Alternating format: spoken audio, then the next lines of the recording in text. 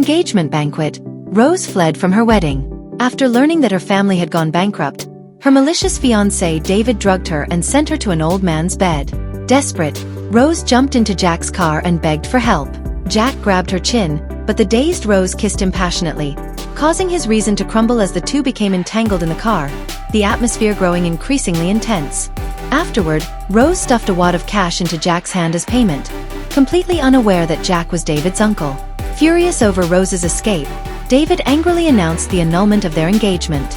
But Rose returned to the banquet, publicly exposing his schemes. Enraged, David accused her of sleeping with an old man, turning the crowd against her. Little did they know the old man was actually Jack. Upon seeing his uncle, David immediately fell to his knees in apology. Jack carried Rose out of the banquet hall, teasing her for having the guts to return after being drugged. Rose quipped that her courage wasn't the only thing big about her, leaving Jack helplessly amused. When their mutual friend Steve arrived with a coat for Rose, the gesture made Jack misunderstand their relationship, and he drove off coldly. David, seething, called Rose to warn her that Jack had an irreplaceable first love and would eventually dump her. Rose didn't care. Her only goal was to spite David. Besides, she also had her own white moonlight, her blind childhood sweetheart. Using a video of David and her best friend Amy's affair as leverage, she blackmailed him for a hefty sum, desperately needed to pay off her family's 900 million yuan debt. At a bar, Jack encountered Rose again. One of his friends, smitten with her, was terrified when Jack declared Rose was his woman. Rose begged a creditor for an extension on her debt, but the man tried to take advantage of her by forcing her to drink. Pretending her boyfriend was coming to pick her up, she stumbled toward Jack, clinging to him and whining, "Uncle, I'm drunk. Can you take me home?" Reluctantly, Jack helped her, holding her close as he quipped about how bold she had been while drinking earlier. In the car, Jack pressed Rose on why she approached him, but she pulled on his tie and provocatively said she wanted to sleep with him. Jack brought her to his home, where Rose finally confessed that she didn't want to sleep with him but wanted to collaborate with his company. Jack, believing she was using him to get revenge on David, coldly kicked her out. Furious, Rose accused Jack of being heartless. Steve, worried for her, offered to pay her debt, but Rose refused. She was determined to rely on herself. The next day, Jack discovered Rose chatting happily with his mother. He warned her not to try manipulating his mom, but Rose once again requested a partnership. Jack agreed on the condition that she accompany him to a pool party and prove herself there. Rose readily agreed, but when she saw the conservative swimsuit Jack had prepared for her, something only an old lady would wear, she wrapped herself in a jacket instead. At the party, socialites mocked Rose for her family's bankruptcy and pushed her into the pool. Soaked through, her stunning figure was revealed, drawing the attention of wealthy young men, who were quickly warned off by Jack. When one of the women who had bullied Rose fell into the pool herself, Jack dove in, only to realize it wasn't Rose. Disgusted, he tossed the woman back into the water. Rose, watching the commotion from the sidelines, laughed. Jack draped a towel over her shoulders, and she playfully called him boyfriend, demanding he carry her. Jack reluctantly complied, much to her satisfaction.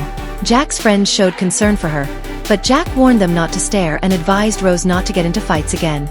Rose confidently claimed she wasn't a delicate woman and proudly boasted about her battle achievements. However, Jack gently applied ointment to her wounds, and his attentiveness touched Rose's heart. When her best friend asked about Jack's abilities in bed, Rose shyly praised him, only to have Jack overhear. He teased her, saying she wasn't bad either, while her friend excitedly shipped them as a couple. Jack agreed to collaborate with Rose but required her to pose as his girlfriend to appease his mother's pressure to marry. Rose readily agreed. The next day, Rose presented her proposal to Jack. While he was impressed, he mischievously told her it hadn't passed. Frustrated, Rose repeatedly revised the proposal, only to have Jack reject it again. Finally, she stopped his car in a fit of anger. Amused by her fiery demeanor, Jack wrapped an arm around her waist and teased, "Your proposal is excellent, but you haven't treated me well." When he provocatively grabbed her waist, Rose pushed him down and seductively taunted him before walking away, leaving him dumbfounded. When Steve came to see Rose, Jack intercepted them. Jealous, he sarcastically remarked on her many boyfriends, and demanded she move into his house. Visiting her jailed father, Rose avoided telling him that her mother had committed suicide, instead forcing a smile and claiming life was good. Later, drowning her sorrows over her mother's death, Rose got drunk. When Jack arrived, she clung to him, nuzzling his scent. Jack carried her to his car, but as he tried to steady her, she accidentally kissed him. The moment heated up, only for Rose to suddenly vomit on him. Disgusted, Jack threw her into a bathtub. When she anxiously grabbed his shirt, the two ended up kissing again. The next day, Amy posted photos of Rose's deceased mother online. Enraged, Rose smashed a beer bottle over her head. Amy's companions tried to retaliate, but Rose fought them off. When Jack arrived, Rose sheepishly smiled. He escorted her to a private room, where a jealous woman confronted him, demanding he leave Rose. Ignoring her, Jack knelt to tend to Rose's injuries, and her usually tough exterior softened as tears welled up in her eyes.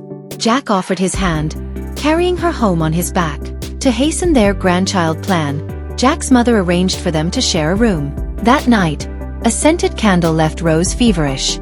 She clung to Jack, rubbing against him. When her restless legs kicked out, Jack tucked them under the covers, only for Rose to latch onto him again. Realizing the scent was to blame, Jack tied her hands with his tie and called a doctor.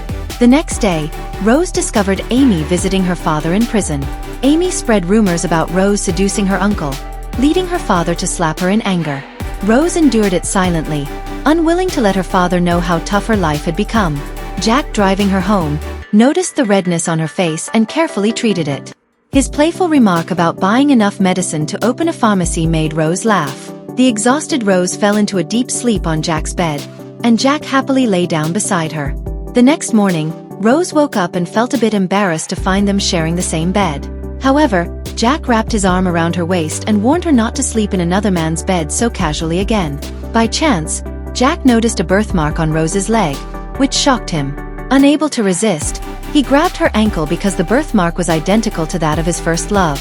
Jack began investigating Rose's past, secretly hoping she was his first love, as he had gradually become attracted to her confidence and charm. However, when he saw Rose behaving intimately with Steve, he mistakenly thought Steve was the man she loved. Jealous, he mocked Rose for having poor taste in men, which made Rose angry, and she pushed him away. When the investigation confirmed that Rose was indeed his first love, Jack felt both joy and nervousness. When Rose was changing, Jack appeared behind her, zipping up her dress and pulling down her shoulder strap to reveal a familiar birthmark on her chest. Overwhelmed, he lifted her onto the sink and traced another birthmark on her thigh. She was the girl he had been searching for all along, though she seemed not to recognize him. Jack hesitated to ask why she had left him years ago, afraid of her answer. But when Rose cornered him against the wall, he demanded to know if she treated other men this way. Rose denied it, and Jack carried her back to the room. He recounted his childhood. As a blind boy on the verge of suicide, a girl saved him, becoming his light. But when he confessed his feelings, she suddenly disappeared. He asked Rose if the girl had left because she hated him. Shocked, Rose realized Jack was her white moonlight, and frantically explained that her family's bankruptcy and her mother's suicide had forced her to leave. Discovering they had always been each other's first love, Jack kissed her forehead tenderly, and the story ended.